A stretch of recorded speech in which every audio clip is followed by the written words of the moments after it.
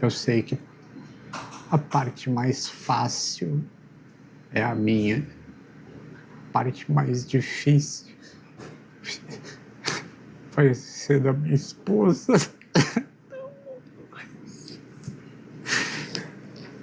e provavelmente do meu filho. Pessoal, boa noite.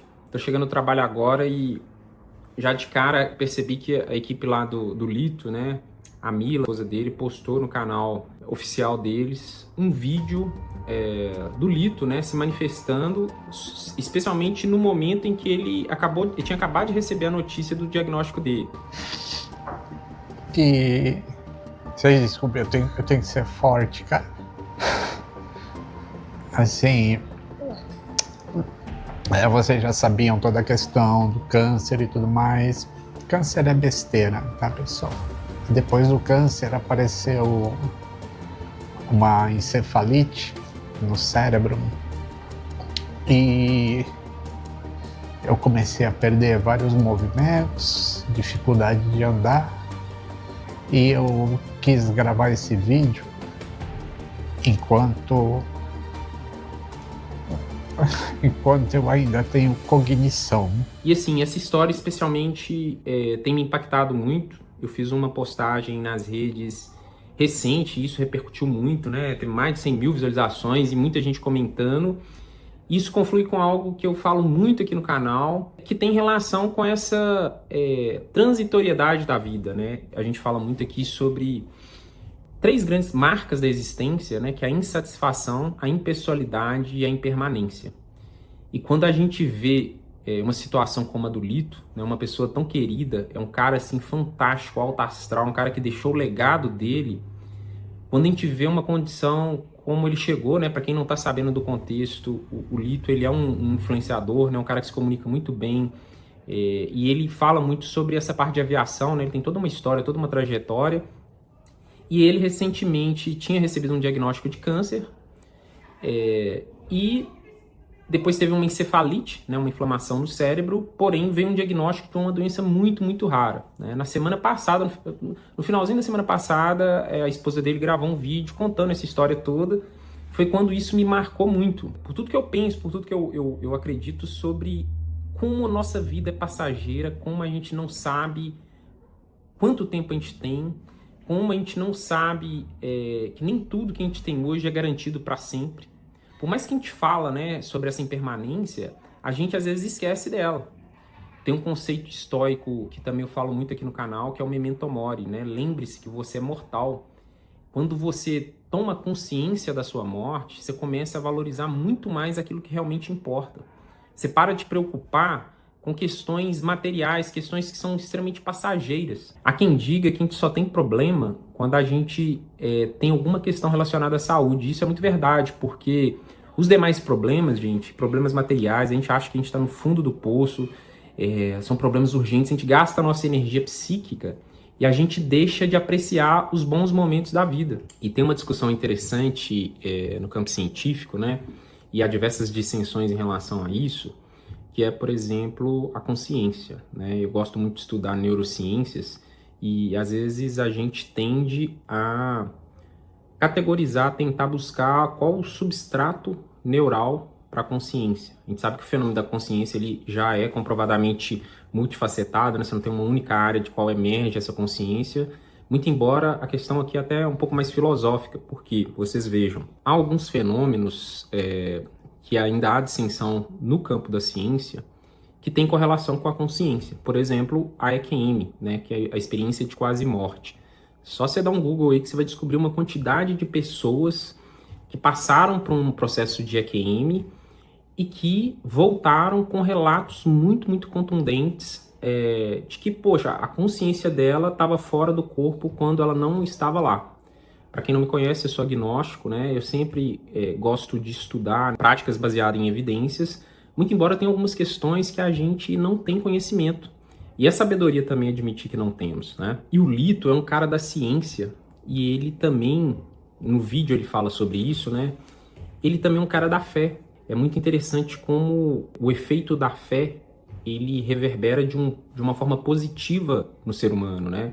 Nós temos, por essência, uma parte nossa que é voltada ao religare, né? A questão da espiritualidade. Aqui vocês vejam que eu não estou falando de religião, mas esse é um componente da nossa existência muito, muito importante. E na prática, né, eu respeito todo mundo que tem suas opiniões, eu não estou aqui para impor minha verdade, mas o que eu muito humildemente penso é que a gente não tem essas respostas e assim, a gente vai ter que se contentar com isso, né? Pode ter questões das quais a gente não tem, a gente simplesmente não sabe, né? Pode ser que de fato, né, vá que existe uma outra vida, vá que a pessoa, a gente talvez está preso num plano de consciência do qual a gente não consegue enxergar isso, e que tudo tem um motivo. Essa é uma outra questão que a história do Lito me fez pensar muito, justamente pela questão tanto da aleatoriedade da vida, que é algo que eu também falo muito, que eu gosto muito de estudar, quanto de propósito, né? O propósito de vida.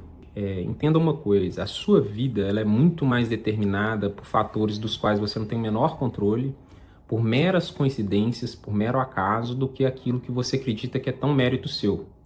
Então, desde o lugar que você nasceu, a cultura que você foi inserido, desde o seu parto, né, a condição higiênica lá de quando você foi nascer já te poupou de pegar uma ou outra doença, o seu nível de nutrição, de estudo, as diversas coincidências, os diversos encontros que a gente tem na nossa vida, tudo isso forma uma cadeia enorme de variáveis completamente improváveis para chegar na nossa versão de hoje.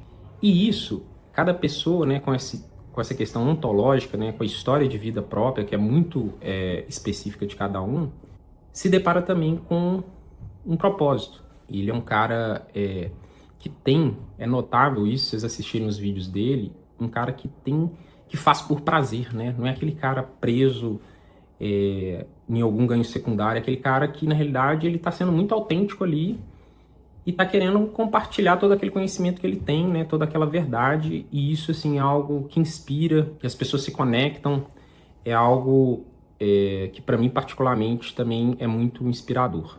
A história dele também, e especialmente esse vídeo de hoje, também me fez pensar muito sobre aquilo que o Jordan Peterson fala nas 12 regras para a vida, sobre acariciar um gato na rua. Não sei se vocês já viram essa expressão, ele é de um psicólogo, né? O Jordan Peterson é um cara fantástico, ele tem muito conteúdo na internet também. E nesse livro ele cita essa metáfora de um momento muito difícil que ele estava vivendo na vida dele. A filha estava com uma reumatoide juvenil muito grave, que ele fala dessa questão de você, às vezes, por mais que você esteja vivendo um caos, né, uma vida extremamente problemática, com questões extremamente desafiadoras, que às vezes as pessoas não sabem a sua dor, que ainda assim você consiga parar um momento para apreciar aquele segundo da existência, para tão somente acariciar um gato na rua. Né? Essa metáfora que ele usa, porque às vezes a gente, nessa nossa correria, a gente acaba desensibilizando sobre essa sutileza da existência. A vida, né, ela é como é, com seus sabores e dissabores, mas é aquele conceito do amor fati, né, da gente aceitar a nossa vida exatamente como ela é. Porque foi tudo que aconteceu com a gente que nos trouxe essa versão de hoje. Cada acontecimento na sua vida funcionou como uma equação para te formar. Tudo isso nos inspira também a sempre estar buscando ser um pouquinho melhor do que ontem. E a gente não sabe o desfecho disso ainda, né? No próprio vídeo, o próprio Lito, ele se sente agraciado por estar tendo esse momento de consciência e poder, em tese, despedir das pessoas, mas paradoxalmente sem perder a fé num possível desfecho positivo. Ele até fala aí de cumprir uma promessa, né? E assim, o que a gente tem a fazer agora, né? O que a gente poderia fazer é tentar sensibilizar as pessoas, sobretudo a comunidade científica, sobretudo as farmacêuticas, né? No vídeo a Mila, ela fala sobre o uso compassivo de medicações, né? Essas medicações ainda em fase de teste. A ciência, ela tem essa parte burocrática para preservação da vida, né? Muito embora as situações que são tão críticas que é também compreensível que as pessoas queiram, né, para tentar salvar a vida, testar produtos, né? Tem uma máxima que fala que ausência de evidência não é evidência de ausência. A maior parte do desenvolvimento da ciência também se deu em virtude disso, né? As pessoas foram testando e tiveram diversas reviravoltas que tiveram um desfecho positivo. Então a gente continua na torcida Mas também sabendo do tamanho, né? Quando você vê que uma pessoa é gigante, é o nível de maturidade, o nível de evolução que ela tem na fala, na coerência, no legado e na construção de tudo isso que o Lito fez e que ainda vai deixar. Nesse vídeo vocês vão ver que ele também fala de planos, né? De formação de pilotos, enfim. Ele já conversa muito com a Mila, da Mila continuar esse legado do canal. Enfim, galera, foi compartilhando com vocês algo que me marcou muito, tem me deixado muito pensativo ultimamente e que reflete tudo isso que eu acredito e aquilo que de fato nos força a ver o que realmente é importante na nossa vida. E é só sabendo valorizar o que é importante que você vai saber construir essa sua melhor versão. E aquilo que o Nietzsche fala, né? Torna-te quem tu és. Para você conseguir chegar a essa melhor versão, você tem que se conhecer e, sobretudo, conhecer o que realmente importa nessa vida.